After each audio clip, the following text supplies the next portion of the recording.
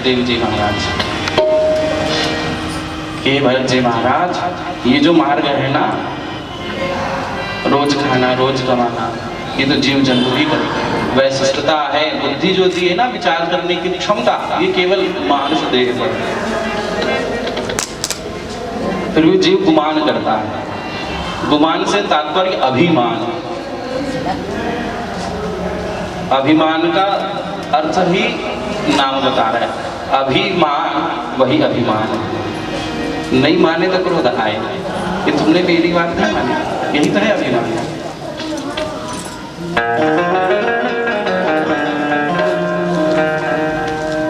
महाराज जी अभिमान को तजिए, शिक्षा दे रहे हम लोगों को, तब जाकर के गुरु शिष्य परंपरा में प्रवेश होंगे। बिना अभिमान, महाराज जी अभिमान आया तो फिर बह जाओगे आप अपने सिलसिला पर।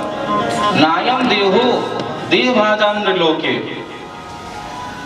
कष्टान कामान नरहते बिड़ भुजान। कह रहे हैं कि ये मार्ग हमारा नहीं है, हमारा मार्ग है, संतों का मार्ग है भजन करना। और आपको भक्तों को भी देखना है, भगवान को भी देखना है, दोनों कार्य आपको करना है। राज्यपाट भी संभालना। खूब शिक्षा यहाँ पर दिए हैं और कहे कि बेटा ऐसे ही संत चरणों पर लगा रहना और जल्द ही भगवत कृपा होगी। और ऋषभदेव जी महाराज अपने सभी पुत्रों को शिक्षा दे करके और सुदूर वन में प्रवेश कर गए। भरत जी को राज्य गद्दी सौंप कर जाते जाते विशेष बात कही थी ना कि भगवान का भजन नहीं छोड़ना। अंततः बताया था कि उनको छोड़ो तो माया में फंस जाओगे। जीव जगत और जगन्नाथ, तो ये दो को छोड़ के तीसरा में पहुंचना है हमें क्रमबद्ध सीढ़ी से। तो पहले भक्ति आवश्यक है, तो भक्ति को, नाम जपन को नहीं छोड़ना। और शिक्षा में जो नहीं करने को करते हैं ना, बालक वही करता है पहले। माता पिता कहेंगे इसको नहीं करना, तो बच्चा उसी को ही पहले करेगा। कहने का तात्पर्य यही कि भरत जी महाराज अब राज सत्ता में ही फंसे रहे हैं। और महाराज जी पंचजनी से उनका विवाह हुआ। विश्वरूप की कन्या पंचजनी, उनसे विवाह हुआ और उनके आंगन में 5 पुत्रों का आगमन हुआ। गृहस्थ में फंस गए और राज्यपाट संभाल रहे। महाराज जी भागवत जी की कथा कह रही है, हे परीक्षित जी महाराज 1 करोड़ वर्ष तक वो राज्य किए, राज्यासन किए। अब बोध हुआ उनको, पिताजी ने तो मुझे भगवत सन्निधि प्राप्त करने का साधन बताया, मैं तो माया में ही फंसा रहा। बड़ी ग्लानि हुई, इतना वर्ष मैंने कैसे व्यतीत कर दिया। अपने बड़े पुत्र सुमति को बुलाए और सुमति को राज्यगद्दी दे दी। भैया अब आप संभालो जगत को, अब मैं जगन्नाथ जी के आश्रय के लिए चलता हूँ, मैं जगदीश की ओर चलता हूँ। और पधारे हरिहर क्षेत्र, जिसको नेपाल आज के समय में गंडकी नदी, जहाँ में शालिग्राम सुंदर स्वरूप में भगवान जी अवस्थित होते हैं। बोलो शालिग्राम भगवान की। वहाँ पधारे भरत जी महाराज, क्योंकि हरि भी है वहाँ हर भी है। सब आपने पशुपतिनाथ जी का दर्शन किया होगा। पशुपति जी भी हैं और गंडकी से श्री ठाकुर जी भी निकल रहे हैं शालिग्राम के। महाराज जी आपको ज्ञात होगा, बिन शालिग्राम के बिना चरणामृत नहीं बनता है। स्कंद पुराण कह रहा है, उदकम चंदनम चक्रम संघम च तुलसी दलम घंटा चारु शिला ताम्रम नौभिस चरणामृतम। ये 9 चीजों से चरणामृत बनता है। उदकम, उदक कहते हैं जल को, चंदन अर्थात चंदन। उदकम चंदनम चक्रम, गोमती चक्र। उदकम चंदनम चक्रम शंखम च तुलसी दलम। शंख से तात्पर्य अर्घी, भगवान जी को अर्घ दिखाते हैं ना शंख से, और फिर उसी शंख के जल से भक्तों को सिंचन करते हैं। वो अर्घी, उस अर्घी में जल को रख करके चंदन मिश्रित करके फिर श्री शालिग्राम जी को उसमें ताम्र के पात्र में पधरा करके, तुलसी पधरा करके और घंटा बजाते हुए, चारु अर्थात मंत्र को उच्चारण करते हुए, घंटा, चारु, शिला, ताम्रम, इन तांबे के पात्र में इन सबको अवस्थित करना है अर्घ्य से स्नान कराते हुए।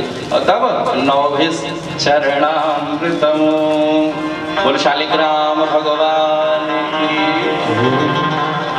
इतनी चीजों से चरणामृत बनता है। महाराज जी कहीं गए थे हम, वो याद तो नहीं, बहुत पहले की घटना है वो। तो चरणामृत की महत्ता वहां बताने लगे पंडित जी, क्योंकि महाराज जी स्वभाव से व्यक्ति पहचान जाता है कि ये कौन से वर्ण का होगा। और राजनीति वाली की छवि राजनीति जैसी होगी, व्यवहार वाली जो भगवान की भगत होंगे उनकी वाणी भगवान की भगत जैसी होगी, जो भगवत सेवक हैं। कहीं भी जाओ आपको पहचान लेंगे। और कुछ दादाजी तो कहते हैं, तुलसी कंठी तिलक सिखा और वैष्णव हो तो जनेऊ लिखा। ये तो तुकबंदी है। कवित्व जो बनाते हैं ना, कवि लोग कवित्व बनाते हैं, तुकबंदी करते हैं, खूब तुकबंदी करते हैं दादाजी। महाराज जी तिलक से पहचान जाओगे आप कौन से संप्रदाय के हो। आपका सूत्र बता देगा कि आपका जो तपस्या की जो विधि है वो कैसी है। हमारे तिलक को देख रहे हैं, दो स्वरूप है, एक लालिमा है, लाल स्वरूप पर है, नीचे चरण जी विराज रही हैं श्री ठाकुर जी की। ये त्रिपुंड नहीं, ऊर्ध्वपुंड है। ऊर्ध्व मतलब ऊपर की ओर, और त्रिपुंड शैव वालों जो वैष्णव है, जो वैष्णवी दीक्षा जो धारण किए हुए रहते हैं।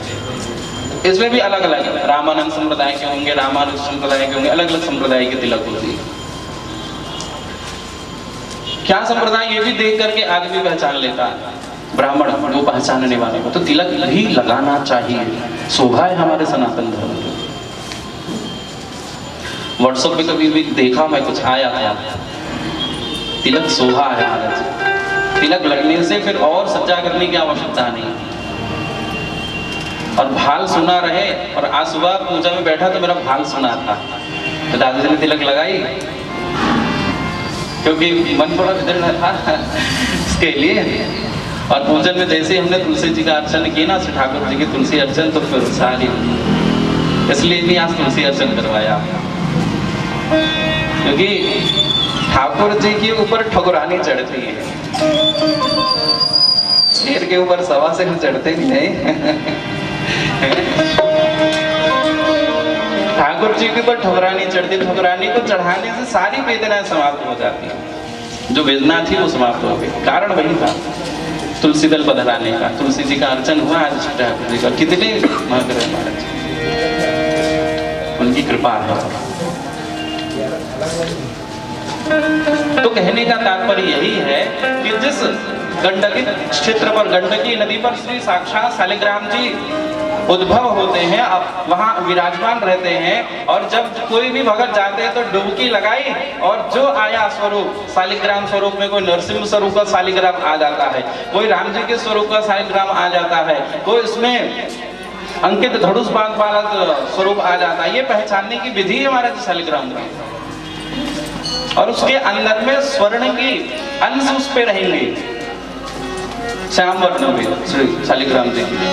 तो उनको पहचानना है कि चक्रांकित है तो विष्णु जी शालिग्राम है, ये स्वर्ण में हमको देखना है। और उपासकों में जो राम उपासक हैं तो राम जी के स्वरूप वाले शालिग्राम जी रहेंगे, और उसमें वैसा ही तिलक लगा होगा। हमारे राम जी के अंदर में आप देखिएगा, रामानंदी तिलक धारण किए हुए हमारे शालिग्राम जी विराजे हैं। अवलक कोनो ढाल ले लेंगे, छुछुआ देते तान भाई के साथ थे भगवान है बोलो भागवत भगवान जी। श्री ठाकुर जी की सेवा अपरस की सेवा होती है महाराज। और हमारा संप्रदाय तो सखा स्वरूप में मानता है भगवान जी। हमको कभी पंडिताई तो है और व्यवस्था रहती है, तो कभी ये इलायची दाना खा ले भगवान, अभी समझ नहीं में जान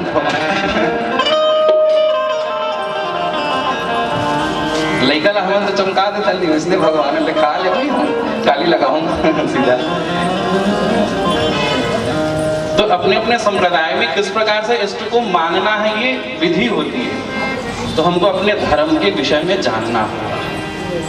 आज हरिहर क्षेत्र में पधारे हैं, हरि और हर की सन्निधि पा रहे हैं भरत जी महाराज, हरिहर की सन्निधि प्राप्त कर रहे हैं। और महाराज जी वहाँ अब वो भगवान नाम में लगे हैं, हमेशा भगवान नाम में, दामोदर कुंड है उस पर, और भगवान नाम हमेशा लेते रहते हैं और त्रिकाल संध्या करते हैं महाराज जी। ब्राह्मणों का धन है संध्या,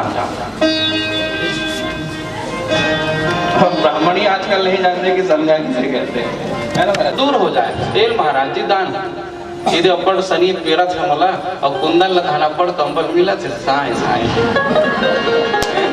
करिया छाता मिला थे साए आवश्यक है, शुश्रूषा सेवा करना आवश्यक है। तब न जाकर के ये भंडारा हम लोग खाते हैं, क्या है भंडारे में, फला व्यक्ति ने भंडारा कराया, उसके हेतु क्या है पीछे में, मनोरथ कुछ रहा होगा, पूर्ण हुआ मनोरथ, पंडितों को भंडारा कराया और पाए प्रसाद, तो उनकी जो अपकृष्ट जो चीजें हैं उनको भंडारा के माध्यम से पा रहे हैं, और उनको ब्राह्मण तब से बचाते हैं और कल्याण करते हैं। सुंदर से त्रिकाल संध्या पे अवस्थित रहने वाले भरत जी महाराज, अब जीवन में ऐसा अवसर आया, देखिए महाराज जी कंठ पर जल पर गंडकी पर प्रवेश करके वो भगवान को जपन किया करते, स्मरण किया। ये साधन है, हमारी साधना की विधि है। गर्व से थे वो, और पीछे से शावक शेर उनको दौड़ा रहा शिकार के लिए, और नदी पर छलांग लगाई, नदी पर छलांग लगाई तो महाराज जी गर्भ का बाहर आना हुआ है, और सुंदर से वहां पर शावकी का प्रादुर्भाव हुआ। महाराज जी ने देखा कि जल में बहे जा रही है, इनकी मृत्यु हो जाएगी, संत का लक्षण है कि जीव को जगन्नाथ की ओर लेकर के जाना, उनको बचा लिए, निकाल लिए। खूब ठंडी लग रही है और माला छूट गई महाराज जी, माला छूट गई, आश्रम में ले आए, आश्रम में ले आए और अग्नि प्रदीप्त करी और उनको सिकाई करने लगी। ठंड लग रही है, परम धाम चली जाएगी, वो उनको बचाने का प्रयास करने लगी। अब उनको कुछ देर बाद सहलाने लगी, कुछ दिन बाद चारा की व्यवस्था करने लगी महाराज जी। अब उनसे ममता होने लग गई, वो कुछ कह रही बुला रही, कभी कभी दादाजी बुला रहे थे चावल लाने वाले हैं। तो ये कहने का तात्पर्य है भजन का प्रभाव आपके स्मृति बनी रही। या देवी सर्वभूतेषु स्मृति रूपेण संस्थिता, नमस्तस्यै नमस्तस्यै नमस्तस्यै नमो नमः। स्मृति और प्रगाढ़ करने का साधन। महाराज जी यहाँ पर पिताजी का उपदेश जो था वो ममता में ही फंस गए। अब ध्यान आया कि अब मैं पुनः इस पूर्व काल की भरत जैसी व्यवस्था नहीं होगी, मैं जन्म से ही वैरक्तता को धारण कर लूंगा। अब उनके पिताजी जो बड़े प्रकांड विद्वान कर्मकांडी, अब धीरे धीरे बड़े होने सबरे संस्कार उनको करवाने लगे। संस्कार हुआ तो विद्या अध्ययन का अवसर आया, अब विद्या अध्ययन का अवसर आया तो गायत्री कर ली, उनको दीक्षा दे दी। दीक्षा देंगे तब ना आगे कार्य को कर सकते हो, अधिकारी बनो। और ये गायत्री जो विषय है ना, ये गोपन का विषय महाराज जी। आजकल तो यदा कदा भजन, भोजन में मात्रा है, भजन में मात्रा नहीं है। तो भजन को कितना करना है करिए, भोजन में मात्रा नहीं, भो बा में ओ की मात्रा भो, तो भोजन को मात्रा में करो, ज्यादा कर लोगे तो फिर बैठ नहीं पाओगे। और विगत 7-8 दिनों से हम अभी यही कर रहे हैं, भोजन को बिल्कुल मात्रा में चल रहा है, साधना है महाराज जी।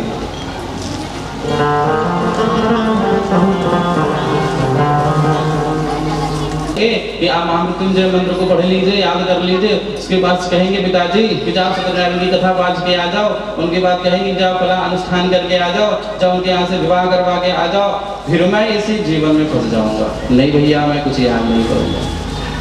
वो जड़वत व्यवहार करने लग गए। जानते हैं बड़ा ब्रह्मज्ञानी है महाराज जी। भरत जी का तीसरा जन्म अंगिरस गोत्र में उत्पन्न हुआ, ब्राह्मण के जड़वत व्यवहार करने लगे। उनके सबरे भाई परेशान, देखो कैसा व्यवहार है। नाम कर दिया जड़ की तरह, तू व्यवहार करता है, जा तुझे जड़ भरत करनी। बोल जड़ भरत जी महाराज की, बोल जड़ भरत जी महाराज की जय।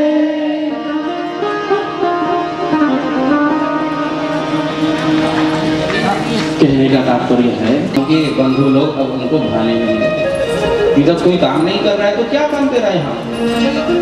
महाराज जी अवहेलना करने लगी, कभी बासी भोजन बच देता तो उनको दे देते, ले बासी को खाओ। तो चाहते थे यही कि हम जगत से बाहर आए, वन वन भ्रमण कर रहे हैं अनादर होने के पश्चात। सीधा सा सीधा एक ही अर्थ है कि बिना कुछ किए नाम गाओ, आप भगवान का नाम गाओ, या फिर भगवान के नाम गाने वाले हैं उनका संग कर लीजिए। वो तो तरेंगे, साथ में आपको भी ले चलेंगे। लगा महाराज जी शुद्ध से अशुद्धता की ओर चला गया, पूरा नाम बढ़ गया महाराज जी, ये डकैत है। सब नाम से डरने लगे। अब चातुर्मास के लिए मंडली आती है भगवत संतों की, पूछने लगे कि कोई भगत है यहाँ, हम उसके यहाँ विश्राम कर लें, कुछ प्रसाद पा लें। यदा कदा पूछते हैं तो हमारे महासुर में भी पूछते ना, खोलो जा राम मंदिर में इसे करते गाने। साधु संत की मंडली आती थी पहले महाराज पूर्व को, तो जाओ राम मंदिर में। अटल्ला चुंगी में, वृंदावन के अटल्ला चुंगी वाले महाराज जी यहाँ आते थे 7-8 लोग, बड़े महाराज जी, यहाँ बड़े बड़े पेट वाले, इसलिए कम पड़ जाते हैं। तो कहने का तात्पर्य यही है, संगत की रंगत लग जाती है। तो आज आप पालो, हमको गणिका है, आप तो पाएंगे नहीं, शुद्ध अवस्था वाली चीजें होती हैं संतों में। आप वृक्ष के नीचे आप पाक करिए, बनाइए और बना करके प्रसाद पाइए, लेकर के कहे। और भोजन कराए हो तो दक्षिणा तो चाहिए।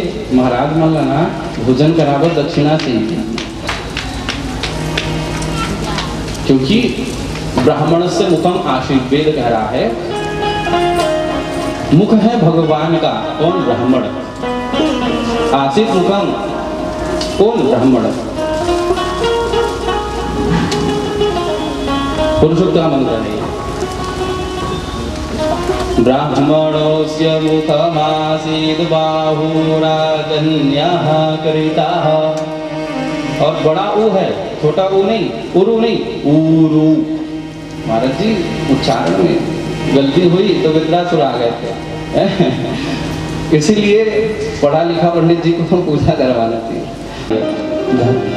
धर्म नगरी पर, मेरे अवंतीपुरी पर, तो महाराज जी जहाँ पर विशेष चर्चा होने लगी और कहे कि देखो आप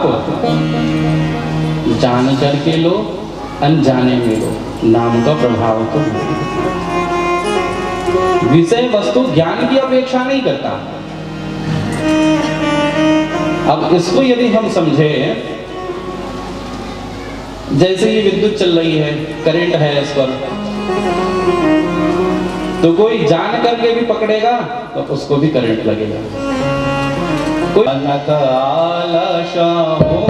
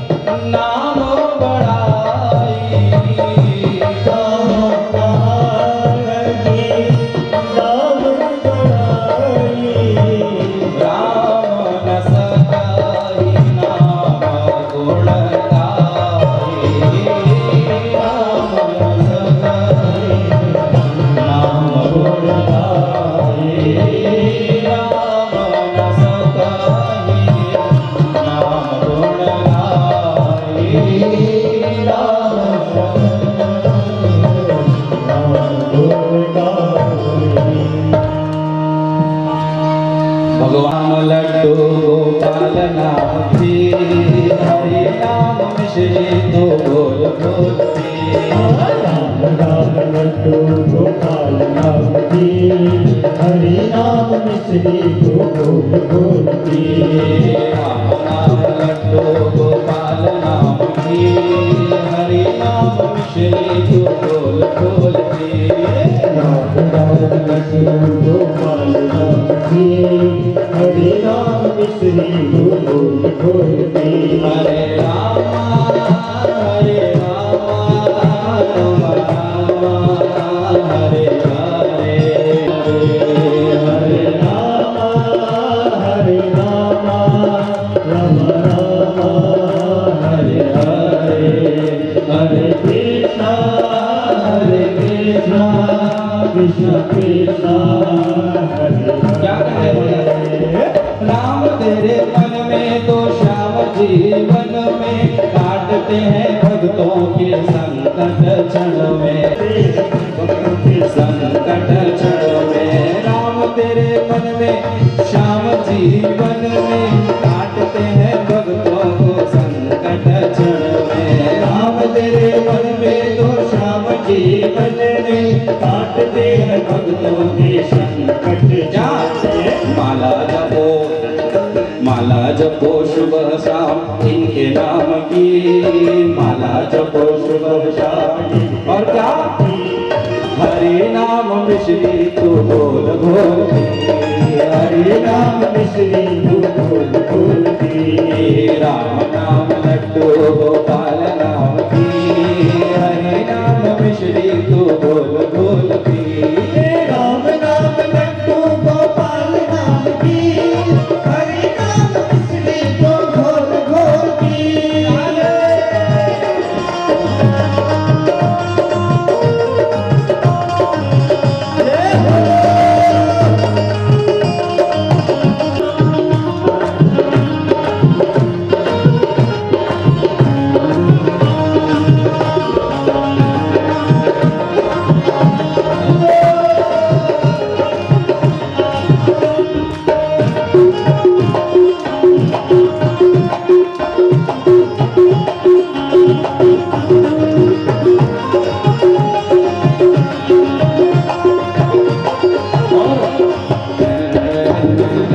मर्यादा पुरुषोत्तम है श्री राम जी, प्रेम के सागर है प्यारे घन श्याम जी। मर्यादा पुरुषोत्तम है श्री राम जी, प्रेम के सागर है प्यारे घन श्याम जी। मर्यादा पुरुषोत्तम है श्री राम जी, प्रेम के सागर है प्यारे घन श्याम जी। मर्यादा पुरुषोत्तम है श्री राम जी, प्रेम के सागर है प्यारे घन श्याम। जय बोलो राम जी की, जय हो श्याम की। और हरे नाम श्री तो बोल बोल की, हरे नाम मिश्री तो बोल बोल की।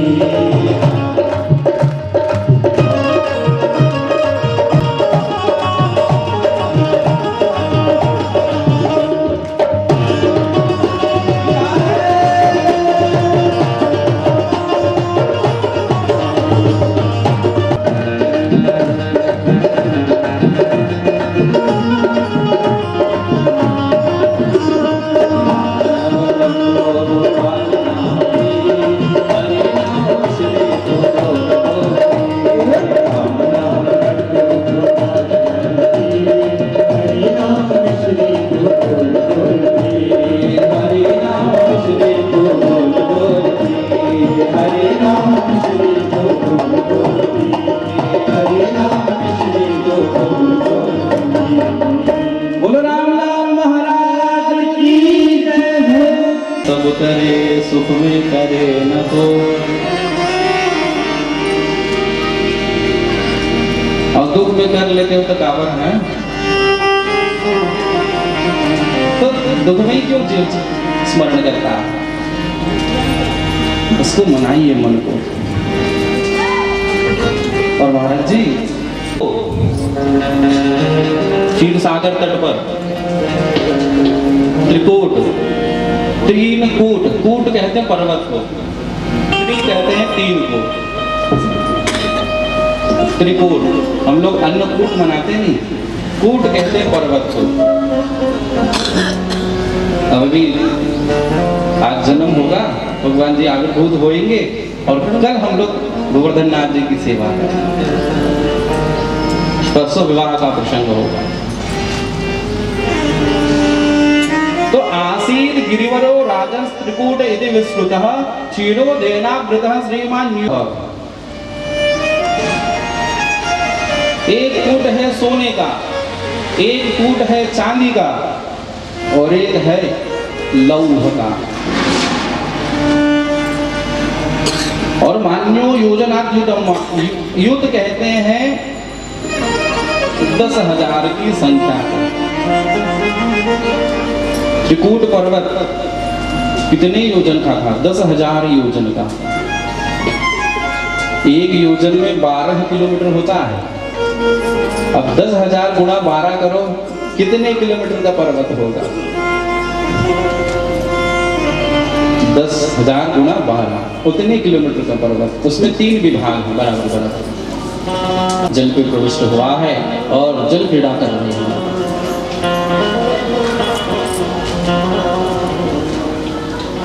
और महाराज जी जिस स्थान में जाओ ना, वहां का जो अधिष्ठात्र होता है उनकी प्रबलता होती है जीवन में। तात्पर्य, आप जाएंगे हमारे छत्तीसगढ़ को छोड़ करके अन्य प्रदेश, और प्रदेश में महाराज युवा जल का, महाराज जी थल का अधिपति जल में अपना आधिपत्य करेगा तो कैसे होगा? मगर ने उसको पकड़ लिया। अब वो कह रहा है मेरे इतने परिवार हैं, सब रक्षा करिए। द्रौपदी का क्या हाल हुआ था?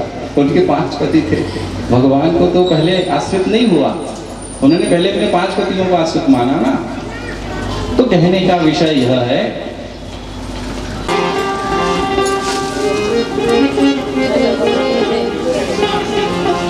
अब वो परिवार नाम लेता भगवान जी का, लेकिन कोई नाम नहीं है इनकी स्तुति में। गजेंद्र मोक्ष है, एक अध्याय है 8वें स्कंद में, और उसमें कह रहे हैं कि यह स्वमात्मनिदं निजमाययार्पितं क्वचित् विभातं क्वचित् तत्तिरो। क्षेत्रक जी को मैं प्रणाम करता हूँ। स्वभाव की चर्चा है, नाम की चर्चा नहीं है।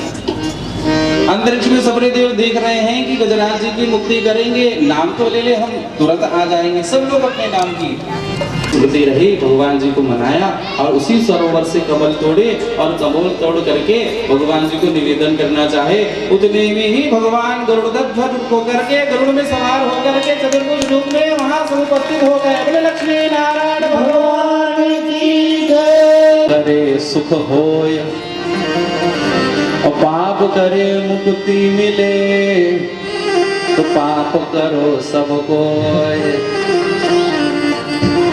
अब इसका आप संधि करेंगे, विच्छेद करेंगे तो वास्तविक अर्थ की ओर आप चले जाएंगे। पंडित जी समझ गए, अद्भुत चिंतन है इसमें। इसको पद का विन्यास करो आप। पाप करे प्रभु जी मिले। अब इसको पा को और प, तो पा को अलग कर दीजिए, प को आगे वाले में जोड़ दीजिए, तो पा पकरे प्रभु जी मिले। पा को कहते हैं संस्कृत में पैर, पाद। पाए लागू महाराज जी कथन नहीं, पहली संकेत करते होंगे। पा के अर्थ चरण वंदना। तो पा पकरे प्रभु जी मिले और पा पकरे सुख होय। कितनी सुख मिला गजग्राह को, केवल पांव पकड़ने और पा पकड़े मुक्ति मिले, तो पा पकड़ो सबको, इसलिए पांव पकड़िए। अब मैं जैसे उतरता हूँ ये ढाल ले, वहां खड़ो नहीं पहने पांव सब जन एकदम है। और सभी पुण्य ले डर हो, फिर मैं कहाँ जाऊँ? तो गजग्राह प्रसंग हमको ये शिक्षा दे रहा है कि आप भगवान जी को तो नहीं पकड़ पाओगे हैं, क्योंकि उतनी भक्ति हमें नहीं, उतनी पराकाष्ठा नहीं है भक्ति की पराकाष्ठा कि जिस प्रकार से मीरा जी ने भगवान जी को माना, मेरे तो गिरधर गोपाल दूसरो न कोई। छाण तजी, संसार को छोड़िए, त्यजत्वम। गोकर्ण गीता भी यही कह रहा है। जाया सुता, ये आप सब बेटी बहन कह रहे हैं, त्यजत्वम, ये संसार को त्यागिए, भगवान के चरणों में लगिए।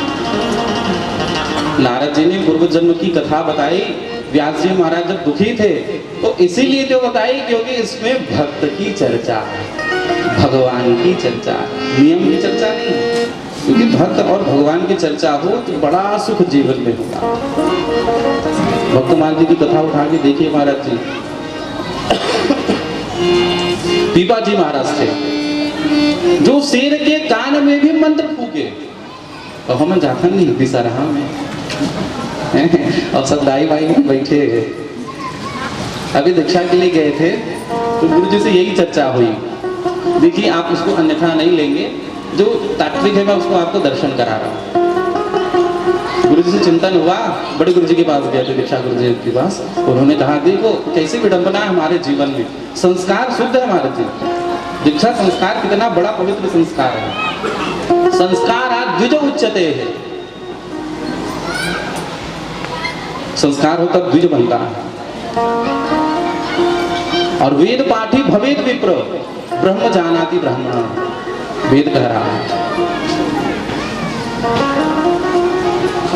सबको सब नहीं समझ लेना, विप्र को ब्राह्मण नहीं समझ लेना, ये सबका विभाग है। राक्षस को अलग कहते हैं, दैत्य को, ये सबका वर्गीकरण है।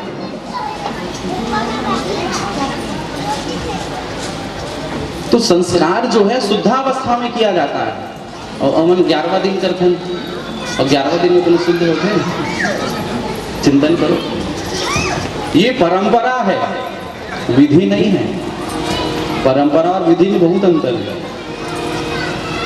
जो हमारे पूर्वज ने चला दिया उसको हम अनुसरण करने को परंपरा, पर के द्वारा जो परंपरा जो चली आई वो परंपरा, विधि नहीं है। ये दीक्षा की विधि अभी आप आगे श्रवण करेंगे वामन चरित्र पर, विधि कैसी होती दीक्षा। तो पवित्रता का विषय अपवित्रता में करें। महाराज जी एक गांव के रहे तो नहा के रहे तो हम मतलब बुला के लाने, चलो रे गुरु देवता है, गुरु बाबा है, कान लग गुरु, धर बांध के गुरु बना दे, धर बांध के गुरु चिल्लाने में रही। कहने का तात्पर्य यही है कि शुद्धावस्था का ध्यान रखिए, क्योंकि जब तक सपिंडी नहीं हो महाराज जी शुद्ध नहीं होता। गुरु पुराण के अनुसार आप सुनते हैं सपिंडीकरण नहीं होगा तब तक शुद्धि नहीं होगी, और तब तक आप शुद्धि नहीं हुए तब तक ये काम नहीं हो सकता। लेकिन होता है, परंपरा है, परंपरा है, परंपरा में हम विच्छेद नहीं कर रहे हैं, परंतु जो वास्तविकता है वो हम दर्शन करा रहे हैं। गुरु जी से इस विषय पर बड़ी खूब चर्चा हुई है, बहुत आंतरिक चर्चा हुई है। वो ऐसे विषय पर चर्चा करने का विषय नहीं है, परंतु एक तत्व मैंने आपको दर्शन करा दिया कि अशुद्धावस्था में शुद्धावस्था की क्रिया क्यों। दीक्षा तो शुद्ध दिवसों पर लिया जाए, विशेष मुहूर्त महाराज जी दीक्षा के लिए मुहूर्त देखना पड़ता है। तो परंपरा चल रही है, आप मानो हम उसका खंडन नहीं करते, परंतु तत्व का खंडन कर रहे हैं। बोलो भागवत भगवान।